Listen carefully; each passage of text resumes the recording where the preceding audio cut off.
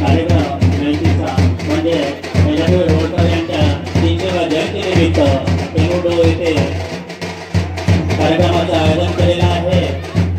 त्यांनी सुनील बाबू केदार यांच्या हस्ते पुणेश्वर अहिल्यादेवी होळकर यांच्या पुतळ्याचं पूजन होईल।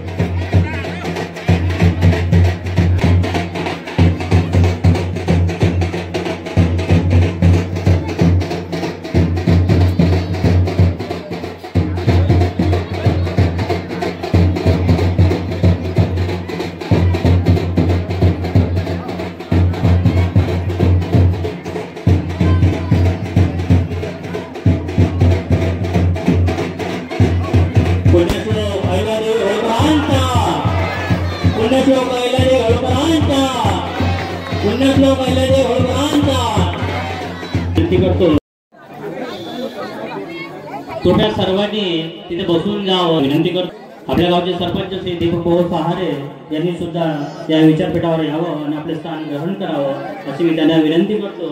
मूर्ती दानदाते नितीन भाऊ तायवाडे, मास संघटना प्राध्यापक हिवराडे सर,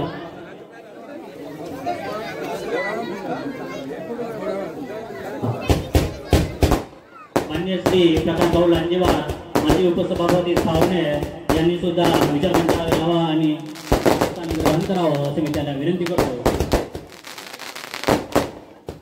मित्रांनो, स्मारक समितीच्या वतीने हा कार्यक्रमाचं आयोजन आहे।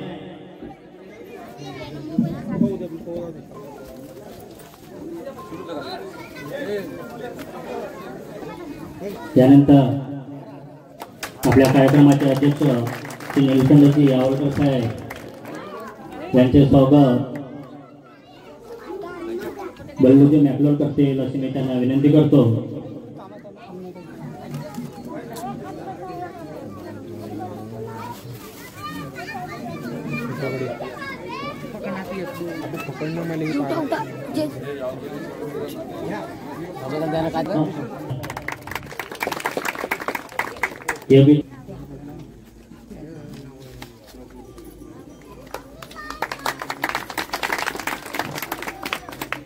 मान्य श्री प्रकाशजी लांजेवार, माजी उपसभापती सावणे यांचे स्वागत प्रज्वल नस्कुलकर अशी मी त्यांना विनंती करतो।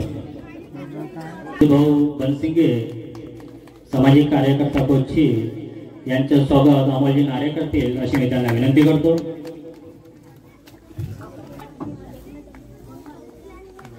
यानंतर आपल्या गावचे माजी सरपंच श्री पंचमजी माळिके,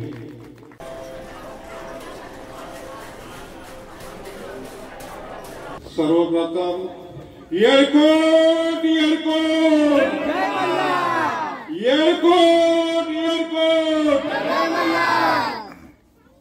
सर्वप्रथम पुण्यश्लोक अहिल्यादेवी होळकर 3 शताब्दी जयंती महोत्सव टेंभुर्णीच्या वतीनं आज कार्यक्रम आयोजित केला आहे। या कार्यक्रमासाठी लाभलेले माजी मंत्री, सन्माननीय सर्वांचे सावने विधानसभा क्षेत्राचे लाडके लोकप्रिय लोकनेता सुनील बाबू केदार साहेब, माजी मंत्री महाराष्ट्र राज्य, तसेच आमचे यावलकर साहेब,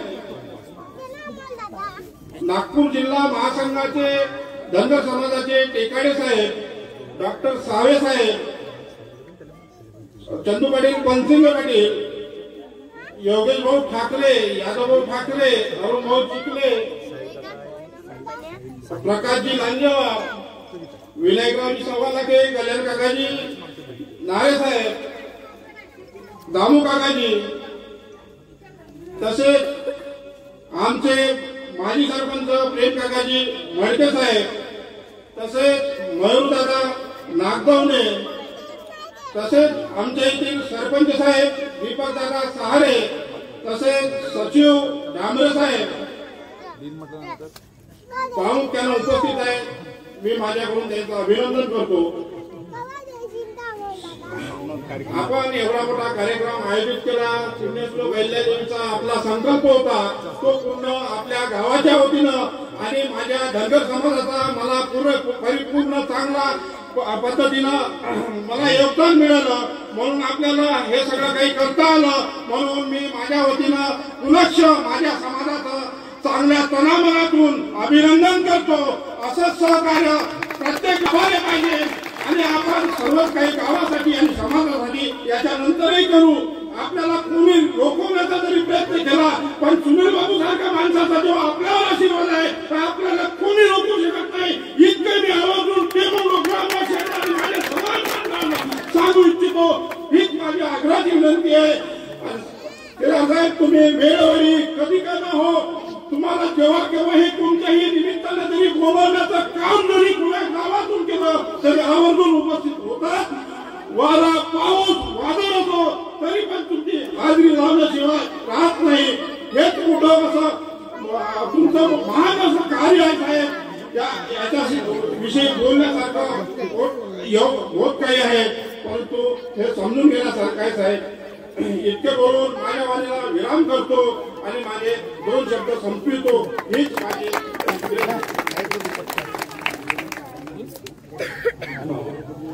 या आपल्या पुतळ्यासाठी ज्यांनी खूप मोठं असं मोलाचं धनगर समाजाच्या वतीनं काम केलं. थोडीफार का चूक होते आयोजकाच्या हातानं, परंतु ते समजूनही घेतलं आपलं काम आहे ते. तसेच आमचे लाडकी आजी रतनबाई मीराजी कडरेल यांचं आम्ही मनापासून स्वागत करतो.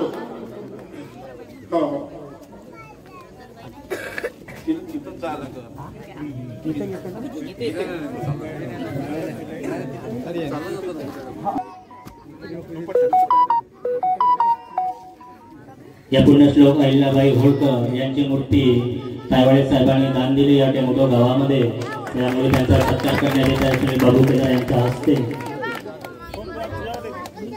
श्रीमती ललिताबाई ऋषीजी नस्कोर यांनी या विचारमंचावर यावं अशी मी त्यांना विनंती करतो.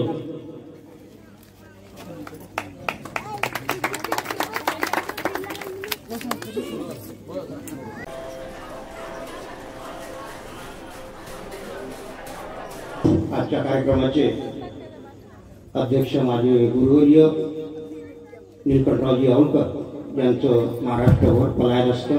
त्याचप्रमाणे आजच्या कार्यक्रमाचे प्रमुख अतिथी, त्याचप्रमाणे ज्यांचं या सावनेर तालुक्यात नावलौकिक आणि महाराष्ट्रात सुद्धा असे लाडके माजी कॅबिनेट मंत्री केदार साहेब, त्याचप्रमाणे सर्व या सर्कलमधील सरपंच ठाकरे साहेब, त्याचप्रमाणे कुंभारे सरपंच ठाकरे साहेब बनसिंगे साहेब, त्याचप्रमाणे नारीजी, त्याचप्रमाणे सरोजी, त्याचप्रमाणे त्या जागेचं ज्यांनी दान दिलं अशा कंगलवार काही, त्याचप्रमाणे नितीन भाऊ तायवाडे बनसिंगे साहेब आणि उपस्थित सर्व बंधू आणि भगिनींनो,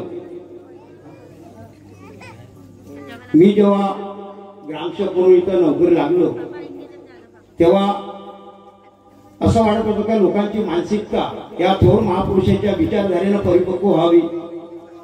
माणूस या धरतीवर जन्माला आला आणि एक दिवस मरणार, त्याचा अंत आहे, अंतिम सत्य आहे आणि हे त्याचं आयुष्य चांगल्या प्रकारे जावं आणि याचं दैवत म्हणून सर्व महापुरुषाचं बीज त्यांच्या मेंदूमध्ये आणि आचरणात पेरावं असं वाटावं. म्हणून मी सरपंच दीपक भाऊ आणि त्याचप्रमाणे माजी सरपंच विनोदी नस्कोर यांचा सहवास भेटला आणि त्यांनी या मूर्तीचं बसवण्यासाठी मला चालना दिली आणि हे काम विनोदी नस्कोर आणि त्यांच्या समाजाने परिपूर्ण बसवण्याचं काम केलं. त्याचप्रमाणे ज्यांचं या जगावरती चक्र फिरतं असं तथागत गौतम बुद्धाची मूर्ती आमचे गुरुवर्य प्रेमराजी मडके यांचं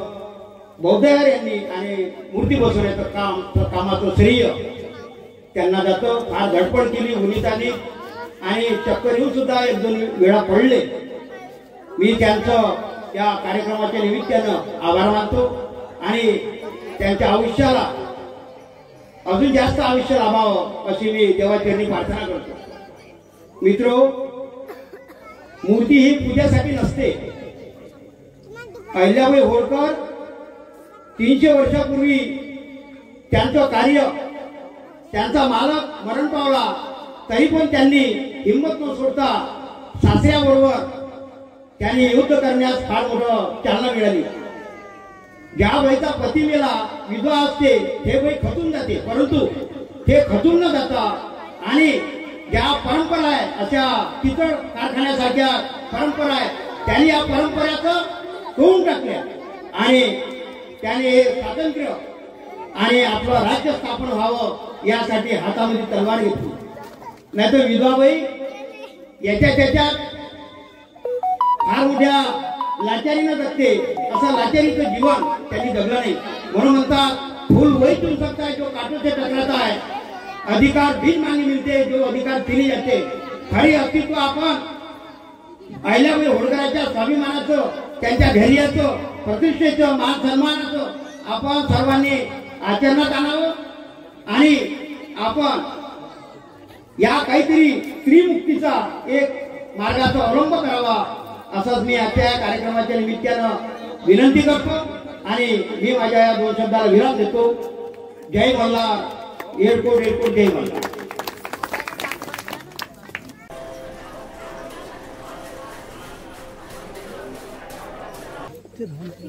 पुण्यश्लोक अहिल्यादेवी होळकर यांना अभिवादन करतो।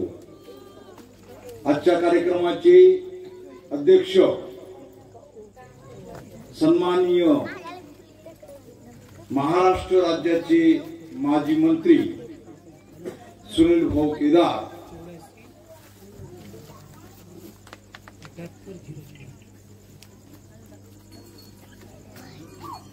निळकंठजी यावलकर,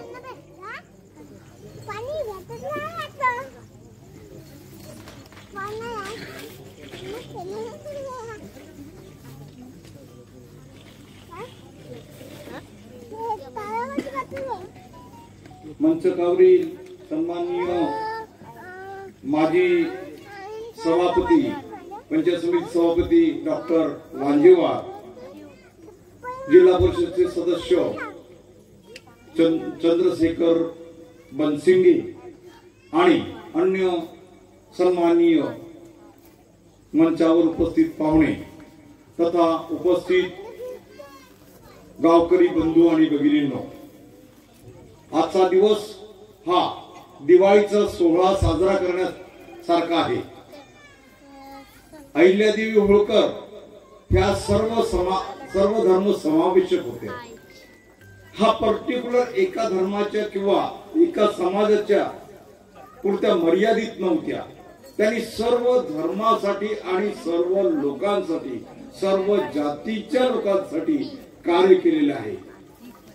हे वाखण्यासारखं आहे, त्यांचा आदर्श घेण्यासारखं आहे। अनेक असे उदाहरण आहे की ते समजा आपण आचरणात आणले तर कितीतरी कायापालट होईल। साधं उदाहरण सांगतो की अगदी अल्प वयामध्ये त्यांचे पती खंडेराव जी होळकर यांचं निधन झालं, लढले, ते हुतात्मे झाले आणि अशा स्थितीमध्ये त्यांनी, त्यांच्या सासऱ्यांनी, मल्हारराव होळकरांनी आपल्या सुनेच्या हाती राज्याची धुरा दिली। त्यावेळेस आजूबाजूचे जे छोटे छोटे राज्य होते त्यांची नजर या राज्यावर होती की यांचं आता खंडेराव गेले, यांचं राज्य आपण हिसकावून घेऊ। परंतु या अहिल्यादेवी होळकर यांनी खंबीरपणे आपल्या राज्याची धुरा सांभाळली आणि सगळ्यांना शिस्त लावली आणि कोणत्याही राज्याला त्याला आपल्यावर कोणती हवी होऊ दिला नाही। अशा प्रकारच्या अहिल्यादेवी होळकर, विशेष म्हणजे त्यावेळेस त्या काळामध्ये सतीची प्रथा होती। सतीची प्रथा म्हणजे काय की ज्या ज्या महिलेचा पतीचा मृत्यू झाला त्या सरणावर पत्नीला जावं लागत होते. पत्नी उडी घेत होती आणि ती आपला जीवन संपवत होती. असे विचित्र गंभीर स्थितीमध्ये, अशा भीषण स्थितीमध्ये त्यांनी सतीची प्रथा मोडकळीस आणली. त्यांची सासरे मल्हारराव होळकर यांनी सांगितलं की सुनेला माझ्या मुलीप्रमाणे सून आहे आणि ती जगली पाहिजे, तिने राज्य सांभाळला पाहिजे. त्या राज्याचं कसं होईल असं त्यांना विचार आला. आणि जर समजा तीही गेली तर राज्य कोणी सांभाळू शकणार नाही. म्हणून त्यांनी आत्मविश्वासाने सुनेला राज्यकर्त्याचे धडे दिले आणि तिनेही खंबीरपणे आपल्या राज्य चालवलं. तर तिची दूरदृष्टी किती होती. दूरदृष्टी म्हणजे सर्वसामान्य गोरगरीब तळागाळातले लोक त्यांचा उदरनिर्वाह झाला पाहिजे, त्यांना अन्न पाणी मिळालं पाहिजे. म्हणून त्यावेळेस त्यांनी आपल्या सरकारी धोरणातून सरकारकडून प्रत्येक कुटुंबाला 12 वृक्ष दिले, फळाचे वृक्ष मोफत, आणि त्याची जोपासना करण्याचं त्यांना सांगितलं. आणि त्या 12 वृक्षापैकी 7 वृक्ष हे त्यांनी आपल्या कुटुंबाचा वृक्षाच्या फळापासून जे उत्पन्न होते त्या उत्पन्नातून त्यांनी आपल्या कुटुंबाचा उदरनिर्वाह करावा. आणि 5 वृक्ष जे त्यांच्याकडे होते त्या 5 वृक्षाचं त्यांनी कर म्हणून शासन दरबारी त्याचं उत्पन्न जमा करावं. म्हणजे अहिल्यादेवीचा किती दूरदृष्टी होता. आज आपल्या महसूल विभागामध्ये जो 7/12 आहे तो त्यावेळेचा अहिल्यादेवीने सुरू केलेला हा 7/12 आहे. 7 वृक्ष आणि 5 वृक्षाचं 12, 7/12 तो तेव्हापासून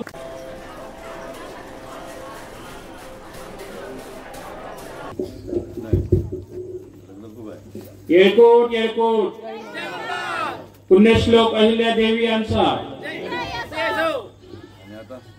पुण्यश्लोक अहिल्यादेवी यांच्या 30वी जन्मवर्षानिमित्त उपस्थित सर्व ग्रामस्थ, मंचावर उपस्थित आदरणीय केदार साहेब, इतर सन्माननीय जन, सगळ्यांची नावं घेण्यात बराच वेळ जाईल म्हणून सर्वांची पर्यंत माफी मागतो.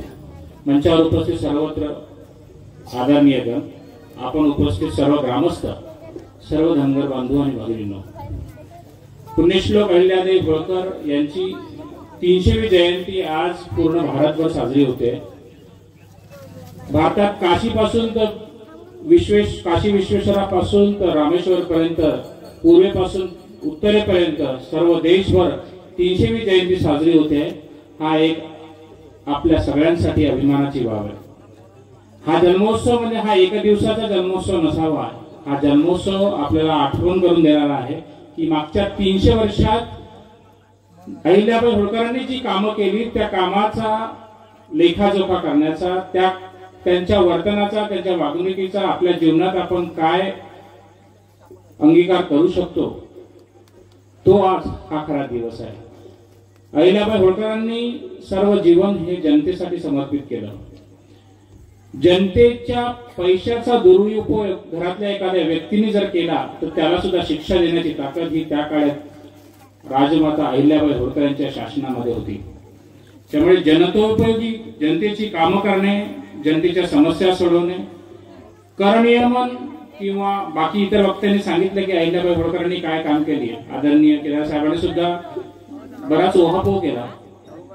तर अहिल्याबाई होळकरांची कर नियमन पद्धती जी होती की दुष्काळ असेल, खूप जास्त पाणी आलं असेल, पूर पाऊस आला असेल तर त्यावेळी शेतकऱ्यांना करमाफी करणे आणि व्यापाऱ्यांना कर लावणे ही एक मुख्य कर प्रणाली सुद्धा त्या काळात अहिल्याबाई होळकर यांनी रुजवली होती. न्याय व्यवस्था जर आपण अहिल्याबाई होळकरांची बघितली तर न्याय देताना कैद्याला त्याच्या चुकीची जाणीव करून देणे ही सर्वात मोठी त्यांची देणगी ही न्याय व्यवस्थेला आज मला असं वाटतं की आहे. नुकताच 8 दिवसापूर्वी IIM या मोठ्या देशातल्या इन्स्टिट्यूट नागपूरमध्ये एकदिवसीय राष्ट्रीय संमेलनाचं आयोजन करण्यात आलं होतं. देशभरातील नामांकित वक्ते अहिल्याबाई होळकरांच्या कार्याबद्दल बोलत होते. त्यावेळेला देशातील पहिला रिसर्च पेपर मी प्रेझेंट केला जो की अहिल्याबाई होळकर यांच्या जीवनावर संस्कृत मध्ये होता. आणि आजपर्यंत भारताच्या इतिहासामध्ये अहिल्याबाई होळकरांवरती संस्कृतमध्ये IIM सारख्या इन्स्टिट्यूट मध्ये रिसर्च पेपर पब्लिश करणारा मी एकमेव व्यक्ती आहे. मला वाटलं की आपल्या अहिल्याबाई होळकरांची ख्याती दूरवर पोहोचावी, समाजातील नाही समाजाच्या बाहेर सर्व लोकांना जगालाही ख्याती कळावी, यासाठी हा एक माझा उपक्रम होता. माझी एक पुण्यश्लोक अहिल्यादेवी युवा मंच नावाची संस्था आहे. या संस्थेच्या माध्यमातून आम्ही महिलांना स्वयंभू रोजगार कसे देता येईल, मुलांना शैक्षणिक कौशल्य विकास योजनेच्या अंतर्गत कसं लोकाभिमुख व्यवसायाभिमुख शिक्षण देता येईल याचा आम्ही विचार करतो. आणि आमचं हॉस्पिटल नागपूरला आहे, अभ्युदय हॉस्पिटल नावाने. तर समाजातील गोरगरीब लोकांसाठी आम्हाला कसे निशुल्क शिबिराचं आयोजन करता येईल, निशुल्क आजाराचं निदान कसं करता येईल, किंवा त्यांना कमी अल्पदरात ऑपरेशनची व्यवस्था कशी देता येईल याचा आम्ही नेहमी विचार करतो. तर मला असं वाटतं की इथे बसलेल्या सगळ्यांनी आजच्या या दिवशी ह्या विचार करावा की अहिल्याबाई जयंतीचा आपण हा एक विचार घेऊन जाऊ की आज माझ्याकडून समाजासाठी मला काय करता येईल. मी म्हणत नाहीये की तुम्ही तुमचं घरदार सोडून पूर्ण समाजासाठी द्या, पण 24 तासापैकी किमान 1 तास जर आपल्याला समाजासाठी वाचनाच्या माध्यमातून लिखाणाच्या माध्यमातून जो सुदृढ असेल त्याने धनाच्या माध्यमातून. आज मला खूप आश्चर्य वाटलं की इथे एका महिलेने स्वतःची जागा आज या अहिल्याबाई होळकरांच्या स्मारकासाठी दिली. अहो, आपण आपल्या खिशातले 10 रुपये जर कोणी मागितले तर काढून देत नाही, ही सत्य परिस्थिती आहे. एवढी मोठी जागा देणे. आणखी एक महोदय भेटले की ज्यांनी मूर्तीसाठी खूप मोठं योगदान दिलं. तर ही खरी समाजसेवा आहे. म्हणजे तुझं गावच नाही का तीर्थ, कशाला उगाच फिरतं, हा जो राष्ट्रसंत तुकडोजी महाराजांनी आपल्याला विचार दिलाय तो खऱ्या अर्थाने आज राबवण्याची गरज आहे. कारण गाव हा विश्वाचा नकाशा, गावावरून देशाची परीक्षा, गावच भंगता येईल अवदशा, हा राष्ट्रसंताचा जो उपदेश आहे तो आज खऱ्या अर्थाने आज अहिल्याबाई जयंतीच्या या निमित्ताने आपण सर्वांनी आपल्या गावामध्ये सर्वांमध्ये बंधुभाव समता कशी नांदेल हा प्रयत्न केला पाहिजे. एवढे बोलून मी माझ्या वाणीला विराम देतो.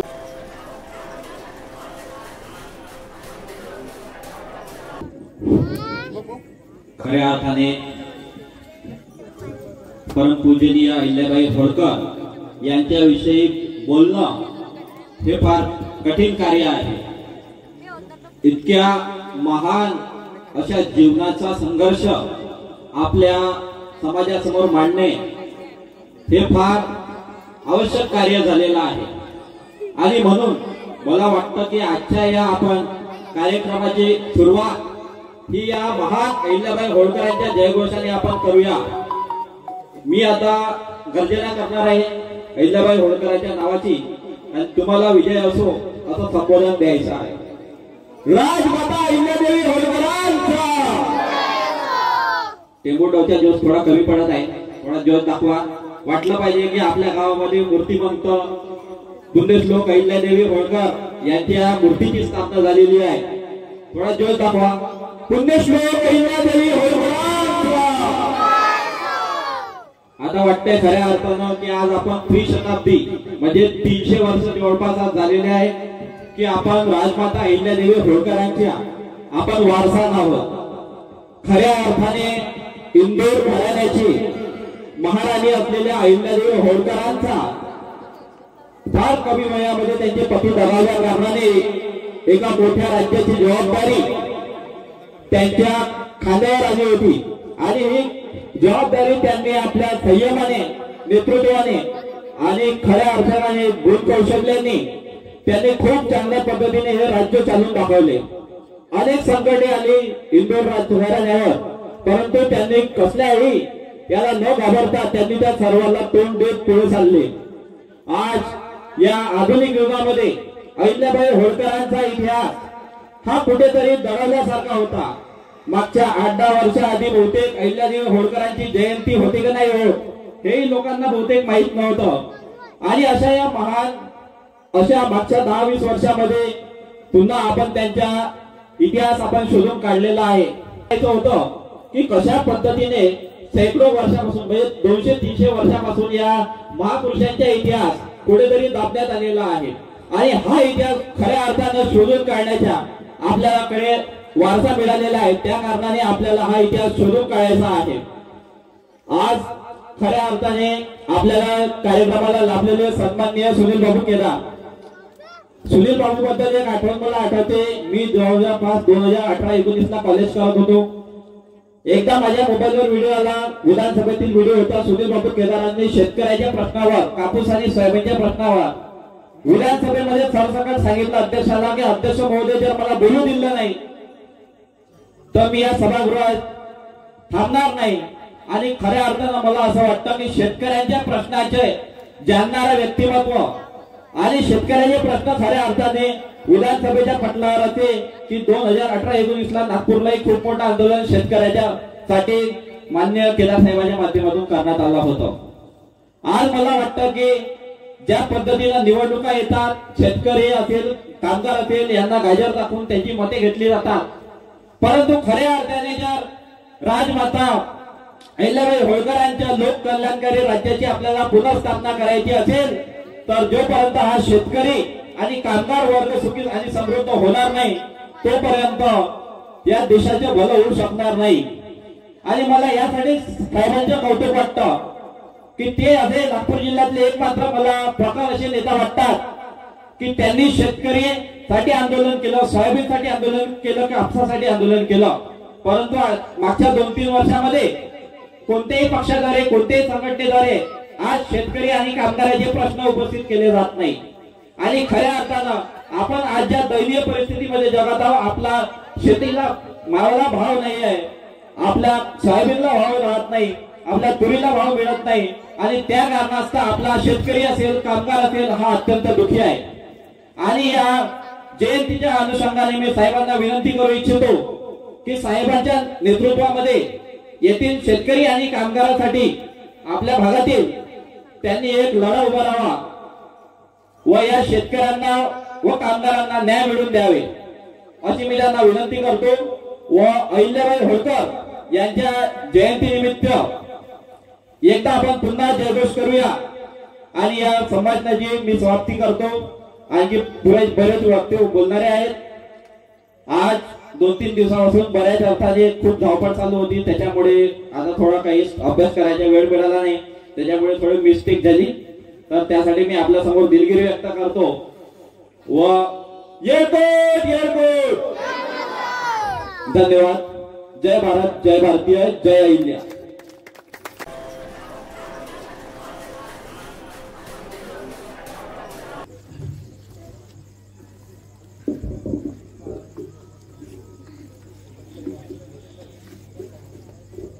आजच्या या कार्यक्रमाला प्रामुख्याने उपस्थित आमचे सहकारी मित्र सन्मान्य श्री यावलकरजी, नुकतंच त्या ठिकाणी ज्यांनी आपलं मत व्यक्त केलं सन्मान्य बाबाजी टिकाडीजी, या मंचकावर बसलेले सगळे म्हणजे मान्यवर, उपस्थित बंधू मित्रांनो, या कार्यक्रमाला आवर्जून जिने मला निमंत्रित केलं, विनोद भाऊ मी आपला मनापासून ऋणी, मी मनापासून आभारी. आपण सगळ्यांनी विनोद भाऊच्या साठी टाळ्या वाजवून स्वागत करायचं.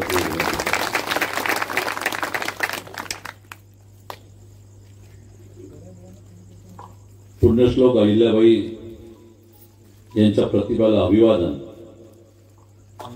आणि त्यांनी आम्हा सगळ्याला माझ्या सहित जीवन जगण्याचा आशीर्वाद व सर्वसामान्य माणसाच्या हितासाठी कर्तव्य करण्याची जाण अशा प्रकारचा आशीर्वाद त्यांनी द्यावा, अशा प्रकारे तिच्या पुढे नतमस्तक होतो.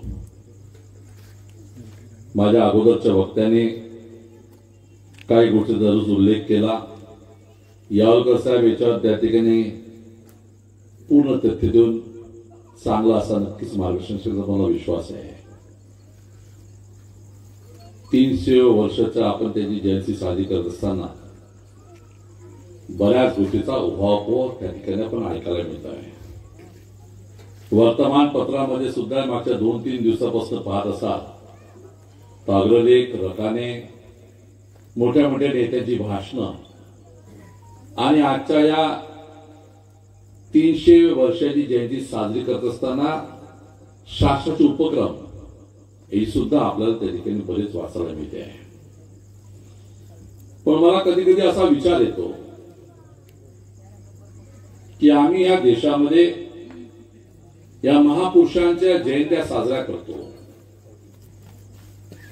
पुण्यलोक अहिल्याबाई होळकरांचा म्हणा, विश्वरत्न डॉक्टर बाबासाहेब आंबेडकरांचा म्हणा, क्रांतीज्योती सावित्रीबाई फुलेंचा म्हणा, हे वेगवेगळ्या महापुरुषांचा आपण या जयंत्या आणि त्यांचे कार्यक्रम साजरे करत असताना हे औपचारिक राहून जातात का, अशा प्रकारचा माझ्याच मनामध्ये त्या ठिकाणी आज प्रश्न निर्माण झालेला आहे.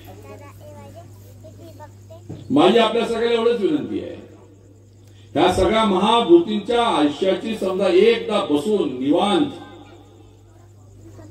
शांत मनाने चिंतन करून समजा आपण वाचण्याचा अभ्यास करायचा प्रयत्न केला तर आपल्या लक्षात येईल त्या सगळ्यांनी लोकांसाठी जगणं शिकलं होतं. त्या ठिकाणी हे लोकांसाठी जगले. खरं म्हणजे राजमाता अहिल्याबाई होळकरांना अशा प्रकारचं काही येऊन पडलं नव्हतं. त्या राजमाता झाल्याच होत्या. निवांत काही राजे आपण पाहिले. आजची जमान्यात आपण आपल्या कलियुगातले सुद्धा राजे पाहतो आपण. निवांत काय चिंता त्याची, पण त्या जगल्या लोकांसाठी. क्रांतीज्योती सावित्रीबाई फुलेंचा इतिहास काढून त्या जगल्या लोकांसाठी. विश्वरत्न डॉक्टर बाबासाहेब आंबेडकरांचा इतिहास काढून पाहतो मी, ते जगले लोकांसाठी. आणि मग मला माझ्यासारख्याला विचार असा येतो यावर कसं आहे की आम्ही त्याच देशातले लोक आहे का? त्या देशातील लोकांनी जेव्हा ब्रिटिश आमच्यावर त्या ठिकाणी हुकूमत करत होते, त्या ब्रिटिशच्या हुकुमातनं बाहेर निघत असताना आम्ही गुलामी झटकून टाकण्यासाठी लाखो करोडो लोकांनी कुठली चिंता न करता स्वतःच्या घरावर तुळशीपत्र ठेवून हा देश स्वतंत्र झाला पाहिजे म्हणून निहत्ते त्यांच्या हातामध्ये हत्यार लढण्याची भूमिका उठवली, कर्तव्य पार पडणे, देश स्वतंत्र. आम्ही त्याच्यापैकीच आहे का? आम्ही त्यांच्यापैकी असेल आणि खऱ्या अर्थानं महापुरुषांच्या त्या ठिकाणी विभूतींच्या पुढे, मूर्तीच्या पुढे होऊन आम्ही समजा त्यांच्या जयंत्या आणि कार्यक्रम साजरे करत असाल तर आमची विचाराची परिपक्वता तेवढी आहे का? आणि ती केली पाहिजे, काळाची गरज आहे. जसा पावसाळा येतो निघून जातो, उन्हाळा येतो निघून जातो, ऋतू येतात ऋतू निघून जातात, तशी वेळ येते वेळ निघून जाते त्या ठिकाणी. पण राहतो त्या ठिकाणी विचारधारा, विचारधारातून उभी झालेली क्रांती. आणि ह्या क्रांतीचा समजा आम्ही त्या ठिकाणी ठाव घेतला नाही तर आम्ही 2 पायाचे त्या 4 पायाच्या मध्ये फरकच राहणार आहे त्या ठिकाणी. आणि तो फरक करून घ्यायचा असेल तर मजबूत विचारानं पुढे गेलं पाहिजे. आम्ही मजबूत विचारानं पुढे जात नाही.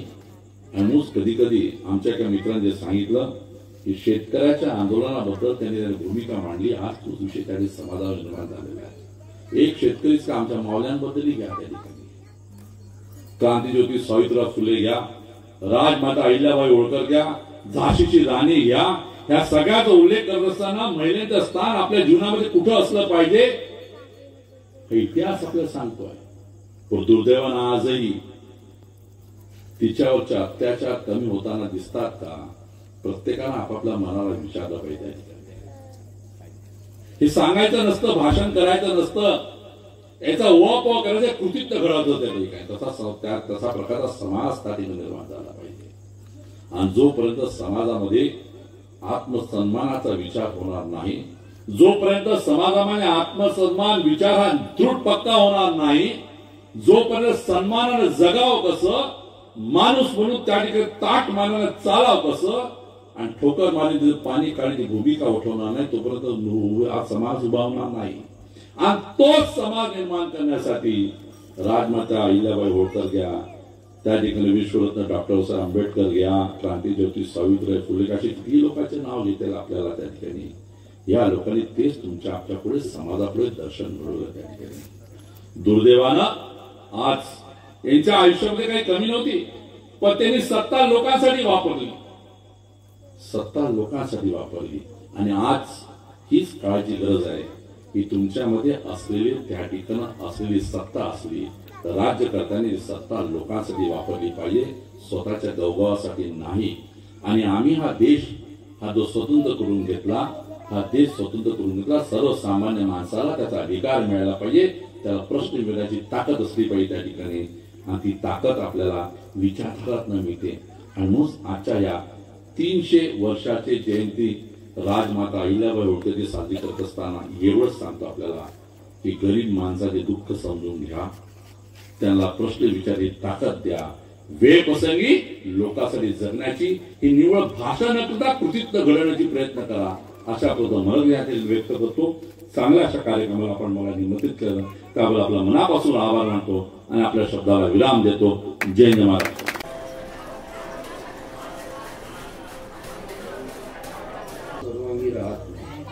तरी सगळे वक्ते जेवढे बोलले असतील ते सांगायचं असतं, त्यालाच अध्यक्ष भाषण म्हणतात. आणि जर अध्यक्ष जर मनोगत व्यक्त करायला लागलं तर ते वक्ता झाला. मग आजच्या अतिशय चांगल्या स्मरणीय कार्यक्रमासाठी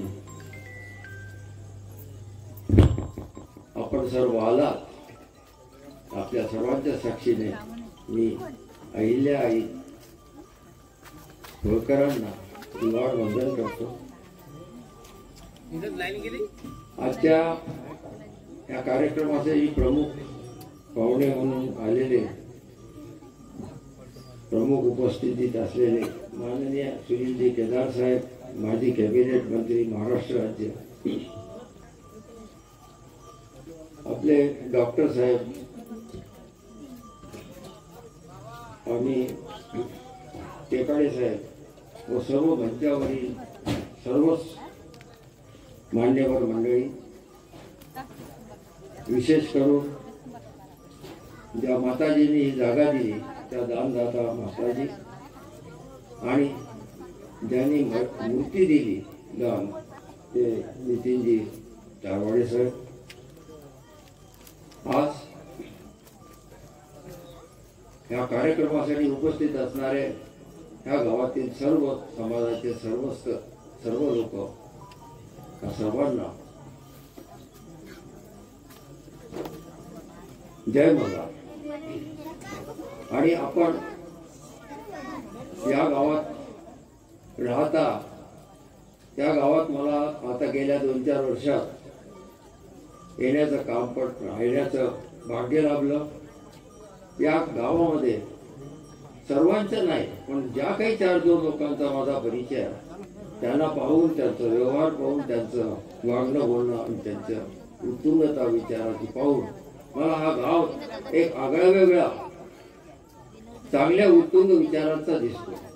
मग बाबासाहेबांच्या कार्यक्रमाचा कार्यक्रम असो की अहिल्यादेवीचा कार्यक्रम असो की अजून कोणता असो, या गावातल्या प्रत्येक कार्यक्रमामध्ये संपूर्ण गाव सामील असतो. हे गावाचं खरं वैशिष्ट्य आहे.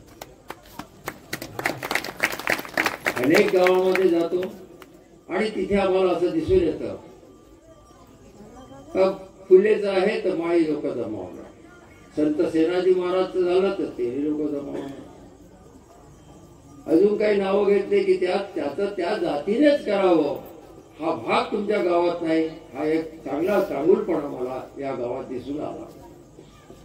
आपल्या गावात आलेले सचिव हे अगोदर थळी पवनी येथे होते, नागपूर जिल्ह्यातल्या थळी पवनी येथे होते.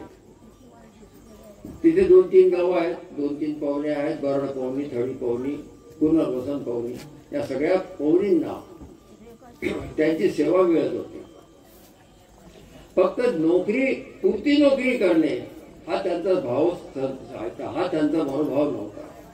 तर ते त्या कामाच्या व्यतिरिक्तही आजूबाजूच्या 50 गावांमध्ये असाच जसा आपल्या इथे कार्यक्रम राबवला जातो असे कार्यक्रम ते राबवत असत. त्याच्यासाठी स्वतःचे पैसे खर्च होत असत. शामरावजी डांबरेंनी त्या खर्चाचाही विचार केला नाही, वेळेचाही विचार केला नाही. ड्युटी परिपूर्ण करायची, त्याच्यात मात्र कुठल्याही तऱ्हेची कसूर नाही. पण मात्र सामाजिक कार्यही ते करत होते. तिथून बदली झाली, म्हणजे प्रमोशन झालं, सचिव झाले, आपल्या भागात आले आणि आपल्या भागात त्यांनी एक नवचैतन्य निर्माण केलं.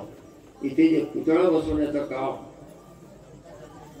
निर्णय महामानवांच्या बाबतीतलं एक जागरण, त्यांच्या विचारांचं प्राबल्य आपल्यावर राहिलं पाहिजे समाजावर, आणि समाज हा एक चांगला समाज तयार झाला पाहिजे या दृष्टिकोनातून त्यांनी इथला जो उपक्रम घेतला आणि त्याला इथले माजी सरपंच साहेब यांनी त्याला उत्थान दिलं, सहभाग दिला, या गावातील लोकांनी सहभाग दिला आणि आज माताजींनी जागा दिली, पुतळा उभा झाला.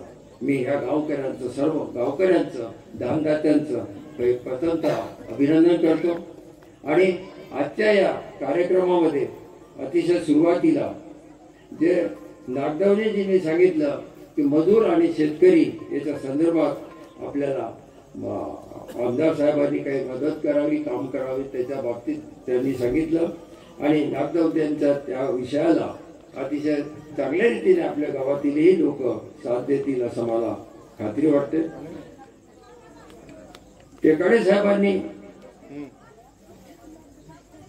अतिशय चांगल्या रीतीने खंडेरावजी, मल्हाररावजी आणि त्यांच्या कुटुंबामध्ये असणारा दूरदृष्टिकोन व स्वतः अहिल्या मातांकडे असणारा दृष्टिकोन याबद्दल विचार टाकला आणि आपल्याला अतिशय चांगल्या रीतीने अहिल्या मातेबद्दल माहिती दिली.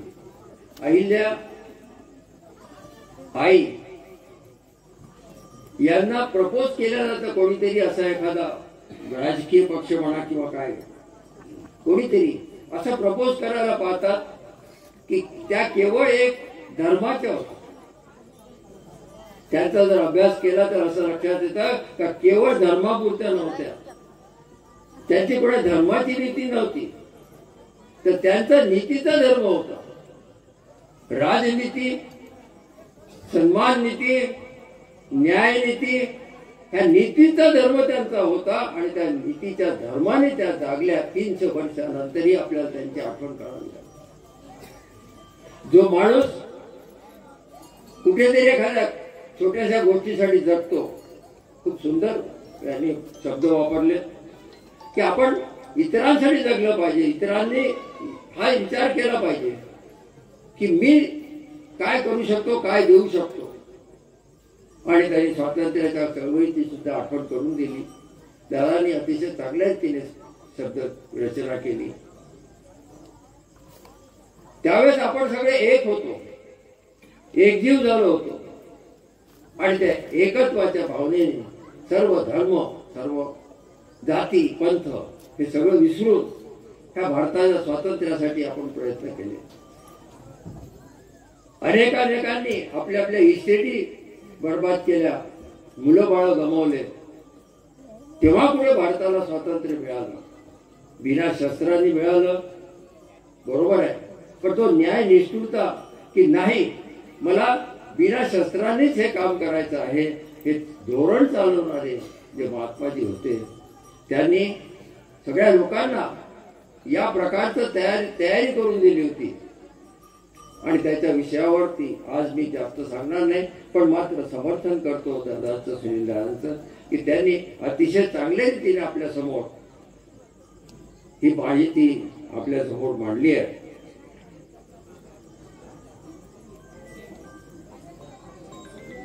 त्याचबरोबर आपली विचारधारा मजबूत असली पाहिजे.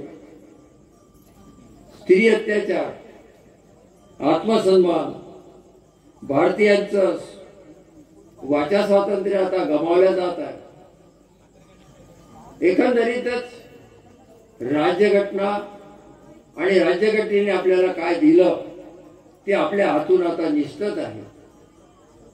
राज्यघटनेत दिल्याप्रमाणे या देशातला कोणताही बालक, कोणाचाही असो, श्रीमंताचा का गरीबाचा, कोणत्याही जातीचा असो, त्याच्यात लिहिलेलं आहे की 14 वर्षाचा होईपर्यंत त्याला फुकट शिक्षण दिलं पाहिजे, कंपल्सरी शिक्षण दिलं पाहिजे. आपण विचार करा की या भारतामध्ये आपल्याला तसंच शिक्षण मिळत आहे का?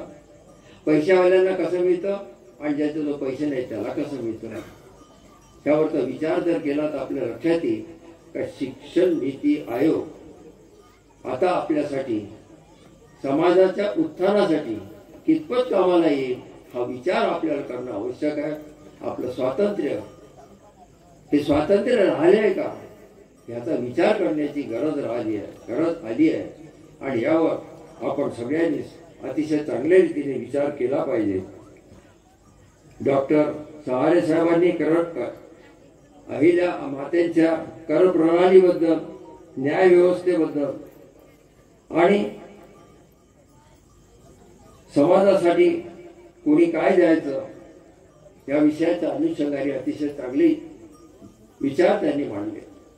न्यायनिष्ठुरतेबद्दल अहिल्याआईची एक गोष्ट माझ्या डोक्यात लहानपणापासून भिनली. त्याचा एकुलता एक मुलगा होता. न्यायालय बसलं, न्यायालयात सिद्ध झालं की यांनी गुन्हा केलेला. राजमातेचा एकुलता एक मुलगा गुन्हेगार आहे आणि त्याच्यासाठी असलेली सजा होती फासाची. त्या मातेने असूड लावले नाही किंवा ते थांबवलं नाही की माझा मुलगा असं पण म्हटलं नाही. त्याने गुन्हा केला आहे, त्याला शिक्षा झालीच पाहिजे. ही न्यायनिष्ठुरता आपल्याला कुठे दिसून येते? आज आपल्या भारतात अशी न्यायनिष्ठुरता आहे का? न्यायालय आज योग्य काम करत आहेत असं आपल्याला फक्त म्हणावं लागतं. आपल्याला अहिल्याआईंच्या न्यायनिष्ठुरतेचं, समाजाभिमुख कार्याचं, त्यांच्या असलेल्या गोष्टींचं, कार्याचं, कर्तृत्वाचं जितकं होईल तितकं आपल्या गावामध्ये, आपल्या देशामध्ये आपण पसरवलं पाहिजे. आपले जे महापुरुष होऊन गेलेत आपल्या देशामध्ये, त्या महापुरुषांना आपण विसरत चाललो की काय असं वाटायला लागलं. आणि आज आपल्या इथं ज्या महापुरुषांनी आपल्याला स्वातंत्र्य मिळवून दिलं, ज्या महापुरुषांच्यामुळे आपला भारत देश स्वतंत्र झाला, ज्या विचारांमुळे ही सामाजिक क्रांती झाली, ही राज्यघटना लिहिल्या गेली, ती काही कोणी एका माणसाने लिहिलेली नाही आहे किंवा एका माणसाच्या विचारानेच फक्त झाली असं म्हणता येणार नाही किंवा एकाच माणसाच्या तलवारीच्या धाकाने ती राबवल्या गेली असंही नाही. 294 लोक त्यांच्या सोबत होते आणि ते 2 वर्ष 11 महिने 18 दिवस प्रश्न विचारत होते की इथे हा शब्द का आहे, हे नाही लिहिलं चालते का, हे लिहिलं तर चालते का, याच्याऐवजी असं असावं काय, याच्यावरची चर्चा झाली आणि तेव्हा कुठे राज्यघटना तयार झाली. आणि ही राज्यघटना फक्त राजासाठी नव्हे तर ही राज्यघटना पूर्ण भारतातील एकूण एका मुलासाठी झाली. जर या राज्यघटनेने आपल्याला असं परिपूर्ण सामाजिक राजकीय न्याय दिला नसता, स्वातंत्र्य दिलं नसतं, तर आज आपण अहिल्याबाईंचा पुतळा सुद्धा बसू शकलो नसतो. आम्ही विहार काढू शकलो नसतो, आम्ही अनेक गोष्टी करू शकलो नसतो.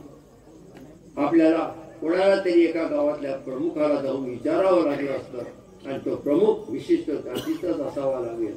या प्रकारचं न्यायनिष्ठुरता, चुकीची न्यायनिष्ठुरता 2500 वर्ष आपण आपल्या भारतीयांनी भोगलेली आहे. आपल्याला असं म्हटलं जातं, शिकवलं जातं की 150 वर्ष आपण पारतंत्र्यात होतो. 150 वर्ष इंग्रजांच्या पारतंत्र्यात होतो. त्याच्या अगोदर आपण काय स्वतंत्र होतो? तेव्हाही कोणाच्या ना कोणाच्या पारतंत्र्यातच होतो. पण नेमकं कोणाच्या पारतंत्र्यात होतो तर सामाजिक पारतंत्र्यात होतो. ते सामाजिक पारतंत्र्य आज आपल्यातून काढून टाकलेलं आहे. आज आपल्या समोर त्या राज्यघटनेने ते स्वातंत्र्य दिलेलं आहे. पण हे स्वातंत्र्य अबाधित ठेवायचं असेल तर याचा विचार आपला आपण करायचा आहे. हे स्वातंत्र्य मला भोगता येईल का? आणि माझं आयुष्य संपलं, आज मला विचार करावा लागेल माझ्या पुढच्या पिढीचा की त्यांना हे स्वातंत्र्य भोगता येईल की नाही. आणि त्यासाठी आपल्याला काही तयारी करावी लागेल. आपल्याला स्वतःचा अभ्यास करावा लागेल.